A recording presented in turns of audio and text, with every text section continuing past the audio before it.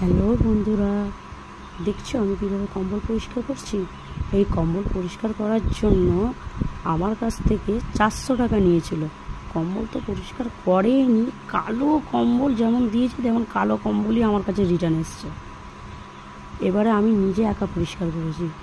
একটা বাটিতে উষ্ণ গরম জল নিয়ে ওর মধ্যে একটু শ্যাম্পু দিয়ে, একটু পাতিলেবুর রস দিয়ে আর ভিনিগার দিয়ে, একটা পরিষ্কার কাপড় দিয়ে কম্বলটাকে আমাকে সোজা করে পেতে আস্তে আস্তে করে ডলে ডলে ডলে ডলে পরিষ্কার করে আবার জল চেঞ্জ করে করে যাতে জলটা কেমন কালো কুচকুচে হয়ে গেছে।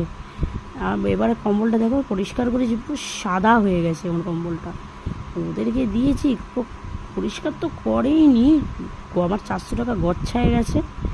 আমি এরকম করে কম্বল পরিষ্কার করে আমি কি খুশি, আমার বাড়ির লোক সবাই খুশি। বাবরে মিষ্টি কি সুন্দর কম্বল পরিষ্কার করেছে, সাদা করে ফেলেছি।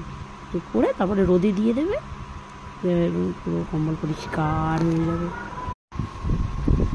জলটা দেখলে বুঝতে পারবে কেমন কম্বলটা আমার কালো হয়েছিল, কুচকুচে কালো একবার। জলটা একটু ধৈর্য ধরে একটু পরিষ্কার করবে, একটু সময় নিয়ে হাতে, কম্বলটা পুরো পরিষ্কার হয়ে যাবে।